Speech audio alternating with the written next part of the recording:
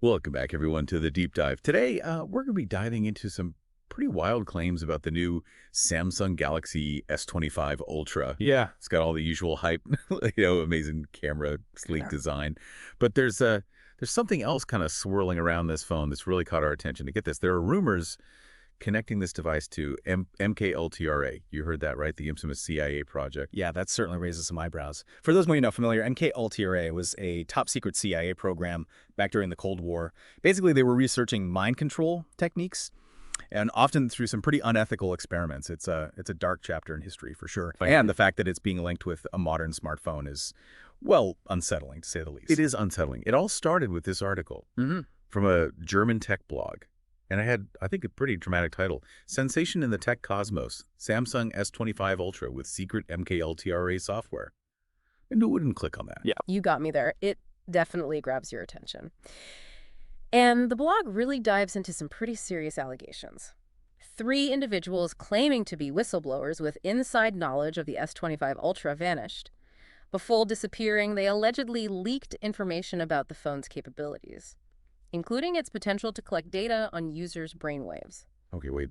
Brainwaves. Is that even possible to the phone? That's where things get really interesting. I mean, smartphones already are packed with sensors, right? Collecting data on everything from our location to our heart rate. So while the technology to actually track brainwaves through a phone isn't exactly mainstream yet, it's not entirely outside the realm of possibility. So you're saying Samsung could be, potentially monitoring our brain activity. What would they even do with that information? Well, according to the blog, the leaked information suggests that the S25 Ultra could use brainwave data to tailor notifications and even adjust the screen brightness to subconsciously influence user behavior. Just like if you're feeling stressed, the Yeah. phone could dim the screen. Or only show you, calming notifications. Potentially, yes. The blog suggests that this technology could be used to kind of nudge users in specific directions, perhaps influencing purchasing decisions or even shaping opinions. That's pretty concerning. To make matters worse, Samsung's response to all of this has been rather vague. They issued a generic denial of any wrongdoing. But they haven't directly addressed the claims about MKUltra or brainwave tracking at all. Their silence definitely adds to the mystery. I mean, we've seen this growing distrust of tech companies, right? And data privacy concerns are huge these days. This situation just plays right into those anxieties. People are wondering who's really in control here. Right. And the blog even mentions that some S25 Ultra owners are resorting to some pretty extreme measures, like aluminum foil and special phone cases to block any potential brainwave reading capabilities. I mean, it sounds like something out of a conspiracy theory. Yeah, it really does. But it shows just how deep these concerns run. Whether or not the claims about the S25 Ultra are actually true or not, this whole thing highlights a broader societal anxiety about the potential for technology to be used in ways that we don't fully understand or consent to. Okay, so we've got vanished whistleblowers, claims of brainwave tracking, Yeah. and a tech giant keeping mum. Yeah. Where do we go from here? I mean, how do we even begin to separate fact from fiction in all of this? Well, that's what we're here to do. We're going to dive deeper into the evidence presented in the blog, explore the science behind brainwave tracking, and try to get a clearer picture of what's really going on with this S25 Ultra. It sounds like we've got a lot to unpack. Let's dive in. Okay, so this German tech blog is making some pretty bold claims about the Samsung Galaxy S25 Ultra. But let's take a closer look at their evidence. What exactly are they basing these accusations on? Well, the blog really leans heavily on the alleged leaked information from those missing whistleblowers. They claim that the S25 Ultra contains this highly sophisticated sensor array, capable of detecting and analyzing these minute electrical signals from the brain. Okay, how would that even work? I mean, our brains are tucked away safely inside our skulls, right? Yeah. Can a phone really pick up on that kind of activity? Yeah, it's definitely pushing the boundaries of current technology. But there have been advancements in, non-invasive brain-computer interfaces. Electroencephalography, or EEG, is a method that uses electrodes placed on the scalp to detect brainwaves. It's used in medical settings to diagnose conditions like epilepsy and sleep disorders. So you're saying the S25 Ultra might have some kind of miniaturized EEG technology built in? That's what the blog suggests. They claim that Samsung has developed a new type of sensor that's sensitive enough to detect brainwaves through the phone's casing. They even provide some technical diagrams, though their authenticity hasn't been verified. Diagrams. It sounds like they really went deep down the rabbit hole on this. But even if the technology exists, what's the end goal here? Why would Samsung want to collect our brainwave data? That's the million-dollar question, right? The blog speculates that this data could be used for a variety of purposes, some relatively benign, others more concerning. For example, it could be used to improve user experience by adjusting settings based on your cognitive state. Imagine your phone automatically switching to night mode when it senses you're getting drowsy. Yeah, that actually doesn't sound too bad. It's like the phone anticipating your needs before you even realize them. Exactly. But then the blog kind of takes it a step further. They suggest that this brainwave data could be used to subtly manipulate users' behavior.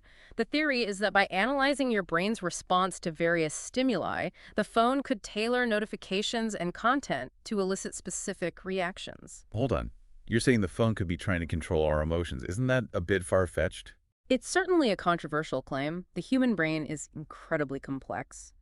And while we've learned a lot about how it works, we're still far from understanding all its intricacies.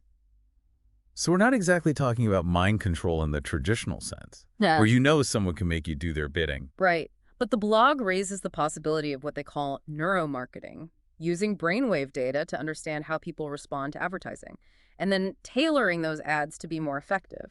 Maybe we already see this with targeted advertising based on our browsing history and location, but using our brainwaves to sell us stuff, that feels like crossing a line. It really is a question of ethics and transparency. If companies are collecting and using this kind of sensitive data, shouldn't users be informed and given the option to opt out? Absolutely. But this all hinges on whether the claims about the S25 Ultra are even true. Has anyone else corroborated this blog's reporting? What are other tech experts saying about all this? That's a great question, and it's something we'll explore further in the next part of our deep dive.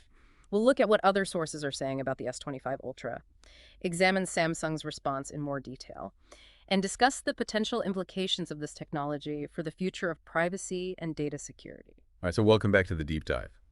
We've been talking about these pretty fascinating and kind of unsettling claims about the Samsung Galaxy S25 Ultra and its potential to actually track brainwaves. We've discussed, the blog's evidence. We've looked at the possible technology and even, touched on the ethical implications of using brainwave data for things like neuromarketing. Yeah, we've definitely covered a lot of ground, but there are still, I think, a few important pieces to this whole puzzle. Let's start by addressing the elephant in the room. Samsung's response to all these allegations. They issued a statement, but it's been criticized, I think, for being quite vague and evasive. It is. I mean, it basically boils down to we take user privacy seriously. Yeah. And, our products meet all applicable regulations. But they don't actually deny the claims about brainwave tracking or MK-Ultra. It's like they're hoping this whole thing will just blow over. Right. It's definitely fueling speculation. And it's not just the general public that's expressing concerns. Several tech experts and privacy advocates have also weighed in, calling for more transparency from Samsung. Okay, so what are other tech experts saying? Is anyone else corroborating the claims from the German blog? It's a mixed bag. Some are skeptical, pointing out that the blog hasn't, revealed its sources or provided any concrete evidence to back up these claims.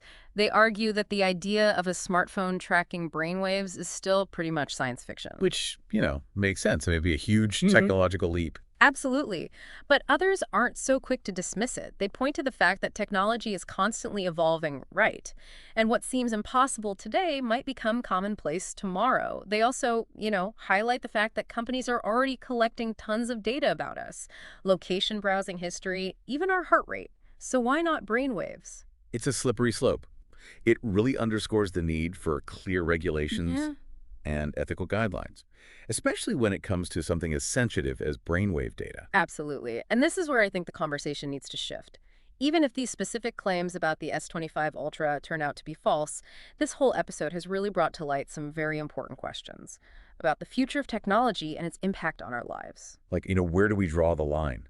How much access to our personal data are we willing to give up, in exchange for convenience or entertainment? And who's responsible for making sure this technology is actually being used ethically and responsibly? Those are the big questions we need to be grappling with. And it's not just about government regulation, it's also about individual awareness and making informed choices about the technology we use and the data we share. So what can we do? I mean, should we all just ditch our smartphones and become Luddites? That's one option, though maybe a bit extreme. But there are things you can do to be more mindful of your digital footprint. Read the terms and conditions before you agree to them. Be selective about the apps you download and the data you share. Consider using privacy-focused tools and services. It's all about being informed, taking control of your own digital life. I mean, this whole S25 Ultra thing might feel a bit like a, sci-fi thriller, but it's a wake-up call. We can't just passively accept whatever new technology comes along. We need to be asking questions, demanding transparency, and actively shaping the future we want to see. Absolutely well said. It's time to move beyond the fear and speculation and really engage in a meaningful dialogue about the ethical implications of these emerging technologies. Because the future isn't something that just happens to us, it's something we create. Well, that brings us to the end of our deep dive into the Samsung Galaxy S25 Ultra and all the swirling controversy surrounding it. We've explored some pretty complex and thought-provoking topics today, but we hope you'll continue to explore these questions and form your own conclusions. Remember, knowledge is power, and in this ever-evolving technological landscape, staying informed is more important than ever. Yeah, thank you for joining us on the deep dive. We'll be back soon with another, exploration into the fascinating and sometimes perplexing world of technology and its impact on our lives.